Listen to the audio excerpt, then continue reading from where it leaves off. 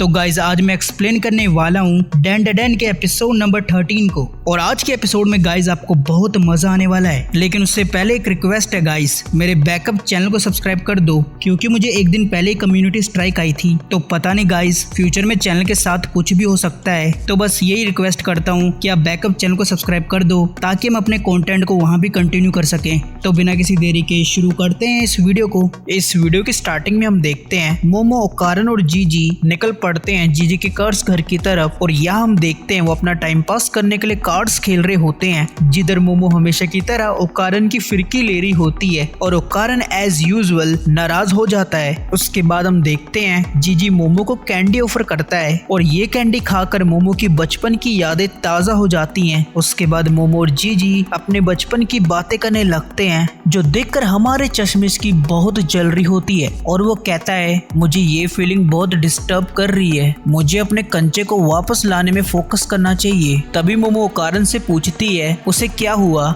जिसके जवाब में ओकारन अपने कंचे का जिक्र कर देता है, और ये सुनकर मोमो फिर से ओकारन का मजाक बनाने लगती है। दूसरी तरफ जीजी को कुछ समझ नहीं आ रहा होता है, उसे तो ऐसा लग रहा था इनके बीच डर्टी जोक्स बहुत पॉपुलर हैं। उसके बाद ओकारन डिसाइड करता है कि उसे मोमो की अटेंशन ग्रैब करने के लिए कुछ करना पड़ेगा, जिस वजह से वो चिल्लाकर कहता है मैं तुम्हें सुचुनो का मॉन्स्टर के बारे में बताऊंगा। ये सुनकर मोमो और जीजी क्यूरियस हो जाते हैं उसके बारे में जानने के लिए। तब ओकारन कहता है जो क्रिप्टिस है वो सिर्फ इमेजिनेशन क्रिएचर नहीं है, इनफैक्ट 100 साल पहले गोरिल्लास को क्रिप्टिस कंसीडर किया जाता था, और उसे लगता है सुचिनोको को नेक्स्ट गोरिल्ला कंसीडर किया जा सकता है। तभी ये सुनकर जीजी कहता है इससे मुझे याद आया मेरे विलेज में भी एक बड़ा स्नेक था जिसको एक श्राइन डेडिकेट किया गया है। ये सुनकर मोमो को जीजी की बात में इंटरेस्ट आ जाता है, जो देखकर ओकारन की फिर से जलने लगती है, जिस वजह से वो कहता है इसमें कौन सी बड़ी बात है, कापा को भी श्राइन डेडिकेट किया गया है।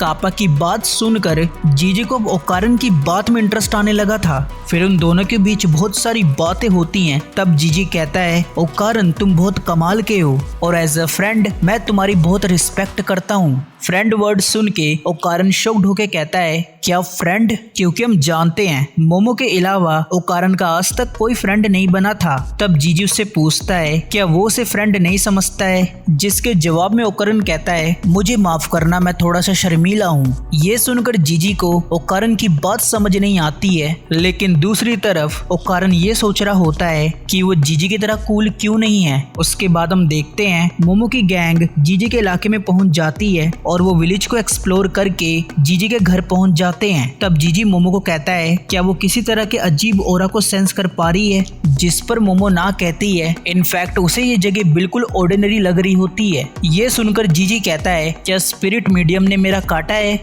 दूसरी तरफ हम देखते हैं ओकारन को अजीब सी फीलिंग सेंस हो रही होती है, लेकिन वो इस बात पे ज्यादा ध्यान नहीं देता है और वो तीनों घर के अंदर चले जाते हैं। पर तभी हम देखते हैं जंगल के बाहर कुछ लोगों को, जिसमें से ये आंटी अपना नाक साफ कर रही होती है। फिर हमें घर के अंदर का सीन दिखाया जाता है, जिधर वो तीनों स्पिरिट को ढूंढ रहे होते हैं, लेकिन उनको उधर कुछ नहीं मिलता है, जिस वजह से मोमो कहती है उसे लगता है स्पिरिट हाइड एंड सीक खेल रही है, और उनकी स्पिरिट एनर्जी वीक होने की वजह से वो उनको सेंस नहीं कर पा रही है। ये सुनकर जीजी मोमो को बहुत कूल समझने लगता है, जिस वजह से वो उसके कंधे दबाने लगता है।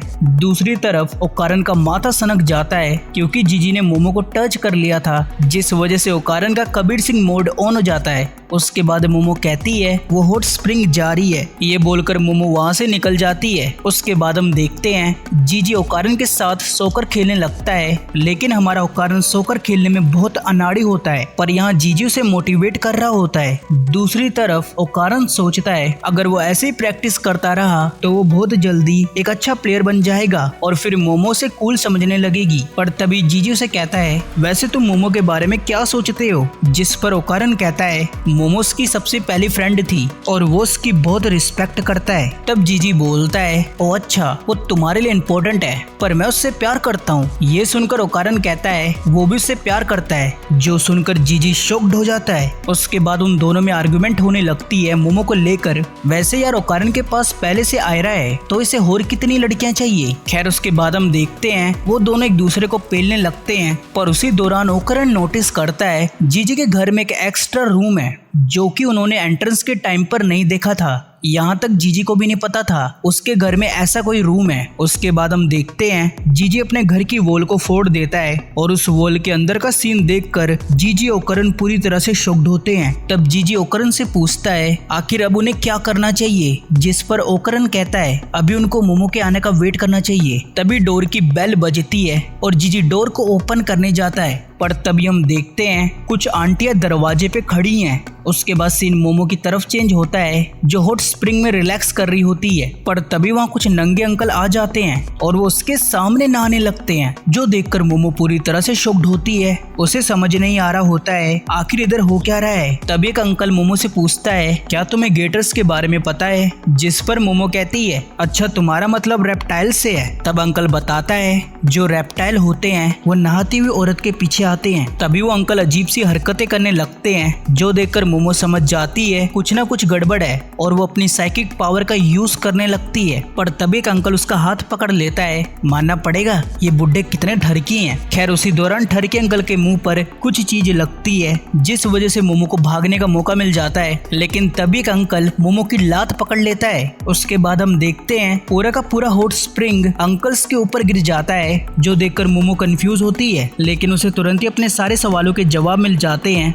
जब वो टर्बो ग्रैनी को देख लेती है तब वो टर्बो ग्रैनी से पूछती है वो यहाँ क्या कर रही है, जिस पर ग्रैनी कहती है जब मैंने सीको से सुना तुम हॉट स्प्रिंग टेरिटरी जा रही हो तो मैं भी तुम्हारे बैग के अंदर आ गई। उसके बाद हम देखते हैं उधर पुलिस आ जाती है उन ठरके अंकल को पकड़ने के लिए, जो कि कीटो फैमिली से होते हैं। इन लोगों को देखकर मुझे काले कच्छे वाले चोर याद आ गए। खैर उसके बाद मोमो टर्बो ग्रैनी को थैंक यू बोलती है क्योंकि उसने उसकी जान बचाई थी, जिस पर टर्बो ग्रैनी कहती है किसने कहा मैंने तुम्हारी हेल्प की है, ये तो इस वेसल की एबिलिटी है जो कि खुद के अकॉर्डिंग काम करती है। उसके बाद मोमो टर्बो ग्रैनी से पूछती है क्या उसने जीजी के घर में कोई स्पिरिट सेंस की, जिस पर टर्बो ग्रैनी पहले ना बोलती है, लेकिन उसे यकीन है वो जगह बहुत बुरी है क्योंकि वो घर ह्यूमन ब्लड से लथपथ है। उसके बाद हम देखते हैं वो पांचों आंटियां जीजी के घर के अंदर घुस गई थी और इसके साथ ही वो दबाकर स्वीट खा रही होती हैं। तब एक आंटी कहती है जिन तुम भी स्वीट खाओ और वैसे भी तुम्हें मेरा एहसानमंद होना चाहिए जो कि मैं तुमसे रेंट नहीं ले रही हूँ। फिर जीजी उस आंटी को थैंक यू कहता है और वो आंटी ऐसे ही जीजी को ताने मारने लगती है।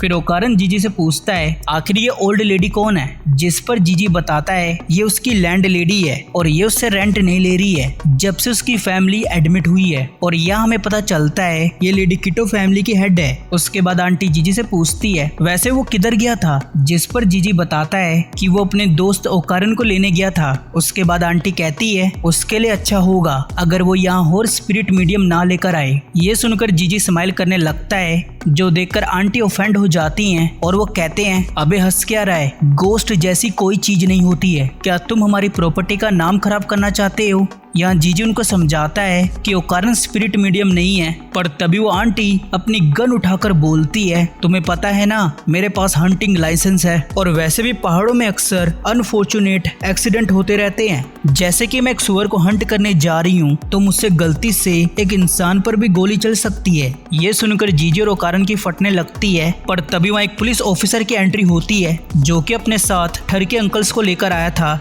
यह हमें पता चलता है ये पुलिस वाला भी इनके साथ मिला हुआ है। उसके बाद ठरकी अंकल जीजी से पूछता है वो किधर गया था, जिसके जवाब में जीजी सेम आंसर देता है जो उसने आंटी को दिया था, लेकिन यहाँ ठरकी अंकल को जीजी की बात पे भरोसा नहीं हो रहा होता है। तभी ठरकी अंकल जीजी से ओकारन के बारे में पूछता है, तब जीजी बोलता है ओकारन उसका बहुत अच्छा दोस्त है, और जैसे कि मैंने कहा था ठरकी अंकल को जीजी की बात पे भरोसा नहीं था, तो वो सीधा ओकारन से जीजी की फेवरेट सॉकर टीम के बारे में पूछता है। अब भाई ओकारन को वैसे जीजी से मिले हुए ज्यादा टाइम नहीं हुआ था, तो उसे कैसे उसकी फेवरेट टीम के बारे में पता होता, जिस वजह से ठरके अंकल को ओकारन पर और शक होने लगता है। पर गेस व्हाट, ओकारन जवाब में कहता है ज़ेंट ज़रमान, जो सुनकर जीजी शॉक्ड होता है क्योंकि ये सच में उसकी फेवरेट टीम थी, जिस वजह से ठरके अंकल ओकारन को छोड़ देता है। तब जीजी ओकारन से पूछता है कि उसे कैसे पता चला उसकी फेवरेट टीम के बारे में। तब ओकारन बताता है उसके दीवार में लगे हुए पोस्टर की वजह से। लेकिन वेट, अभी प्रॉब्लम खत्म नहीं हुई थी, क्योंकि तभी आंटी जीजी से पूछती है वो लड़की वापस कब आएगी,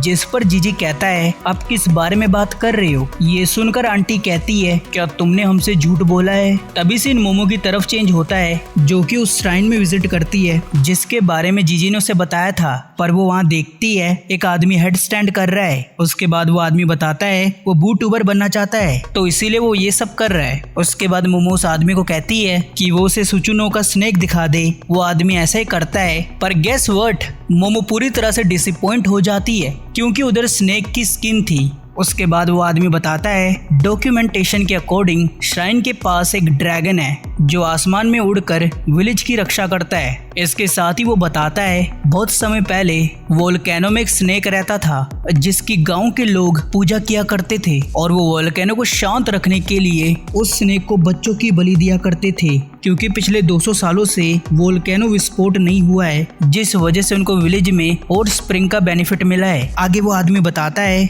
अब वो स्किन से प्रेयर करके विलेज की वोल्केनो से प्रोटेक्शन मांगते हैं। उसके बाद मोमो से पूछती है आखिर सुचुनोकू का क्या हुआ, जिसके जवाब में वो आदमी कहता है सुचुनोकू जैसी कोई चीज नहीं है, विलेज वालों ने टूरिस्ट को अट्रैक्ट करने के लिए फेक रूमर स्प्रेड किए हैं। ये सुनकर मोमो डिसअपॉइंट होकर वापस जीजी के घर चली जाती है, जिधर वो देखती है ओकारन और जीजी को कीटो फैमिली ने बहुत बुरी तरह से पीट रखा है। तब वो आंटी कहती है तुम्हारे लिए हमारी तरफ से ये प्रेजेंट है, तो अब फेस्टिवल शुरू किया जाए।